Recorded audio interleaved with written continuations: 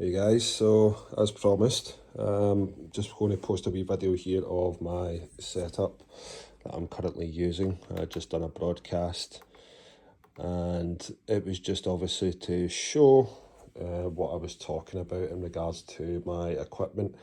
So currently at the present moment in time, I'm using the GT Omega Prime Lite rig, and it just came with the RS6 seat that I've got here. I wouldn't say for me personally it was the most comfortable, so I have got a wee cushion here just obviously for me a bit of longer sessions, and also I've got the back support here as well. Now the chair is adjustable at this side, as you can see here. Got the handle here for the adjustment, and you also have got the seat slider here as well. Now, what I've done with the rig, originally I had across here the wheel deck. So I had these plates down here, which was attached to another upright like this across. And there's a plate either side that was holding the wheelbase, and it was on top of a wheel deck. I just thought it was too high. There was no adjustability in that regard to adjust the base of the steering wheel to give me a kind of bit of better angle adjustment. So what I've opted to do is actually purchase the TR1 from Trak, which is a CSL DD side mount. It did come with these two additional plates here, as you can see.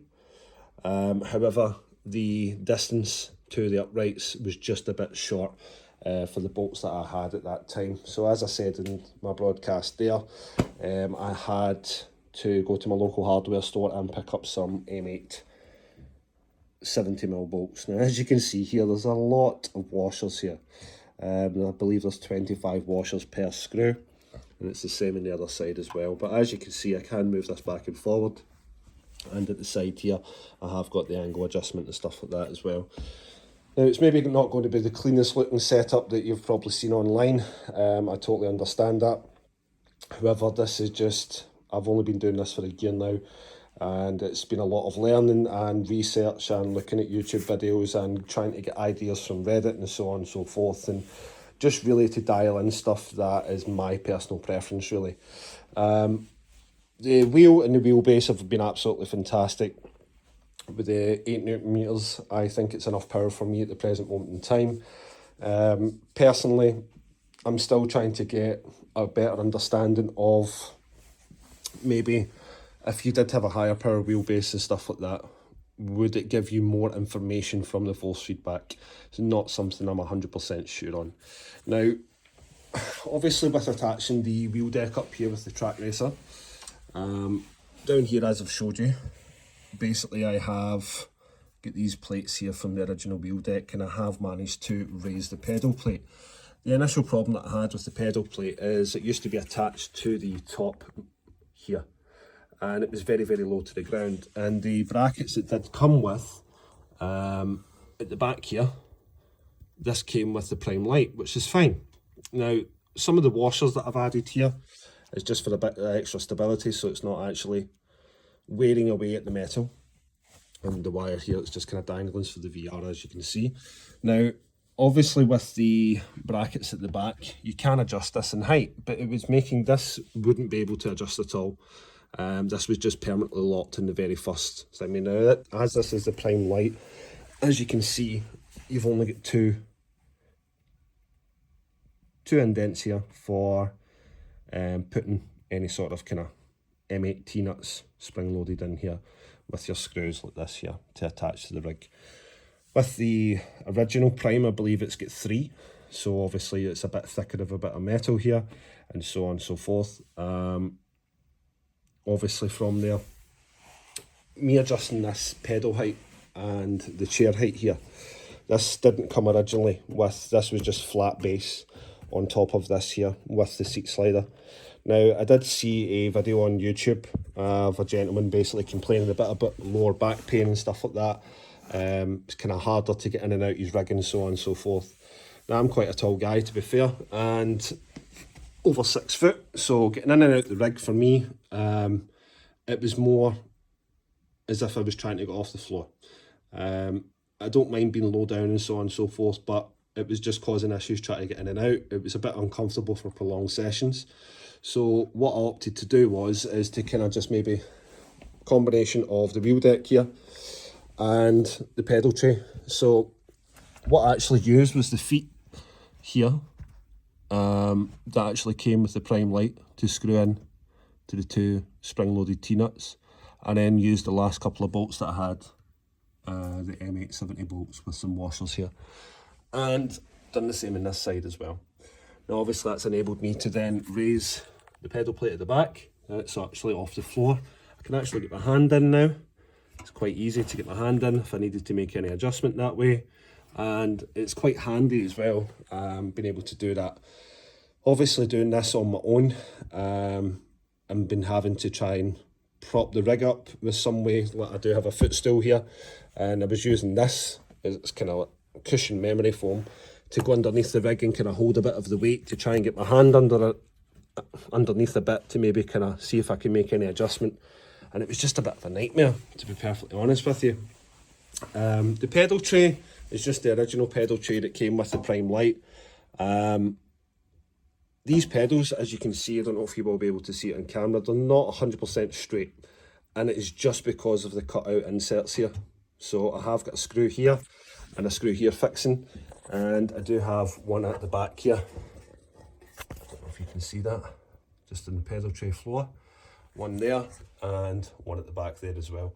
And I've just had to angle it a slight touch just to be able to get this locked in place, because I originally only had the two at the back end, and I was getting movement from the pedal tray and also movement from the actual pedals themselves. Now, as this is a load cell pedal, what I've opted to do is, originally the brake was in the middle here, actually taking these apart, removed the clutch and put the pedal here. As I'm using the flappy paddles at the back, I don't have a gear shifter. It's not something I'm looking to use at the present moment. So obviously from there, it was just a wee bit better for me to be able to do that. Now, the thing I love about this here, this is a universal seat bracket. This is from Trak Racer as well.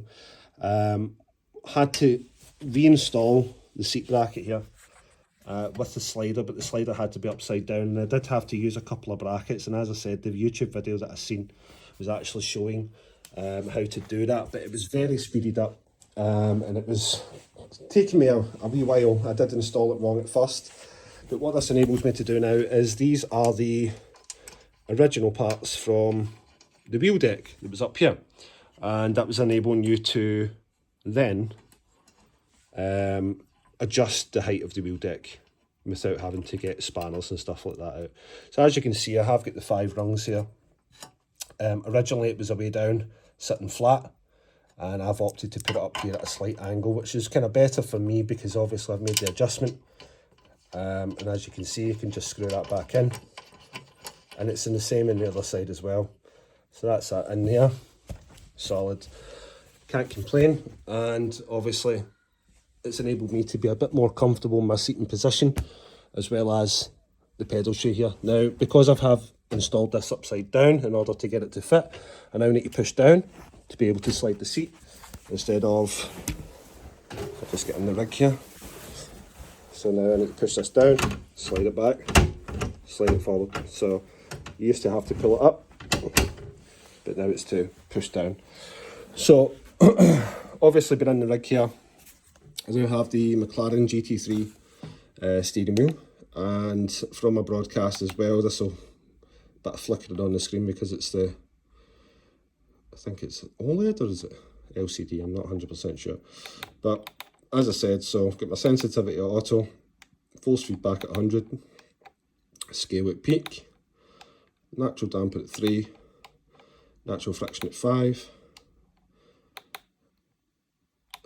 natural inertia at 1, force interpolation at 1, force intensity at 100, force effect percentage 100, spring effect percentage 100, same with the dampener at 100, MPS motion is at auto, and the brake force I did say was at 40 on my stream there. However, I actually adjusted this, had a wee quick shot of Deep Forest Raceway again, and I adjusted this down to 25, I believe, and I did feel that it is kind of constant with the brake force. It really depends on the car you're using and stuff like that as well. I just felt as if I had a wee bit less pressure to put on my leg, was pressing on the brake.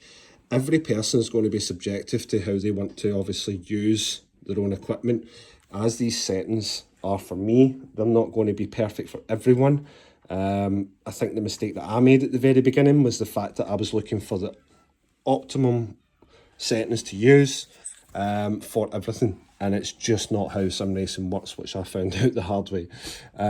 So on top of here, I'm using the Nexus 7 tablet. This wee 3D mount I actually purchased from eBay. I think it was like maybe £7 to £10 or something like that, quite cheap. It's not the sturdiest to hold, and as this is an old tablet, I don't use it anymore at all. It's just simply for the telemetry data.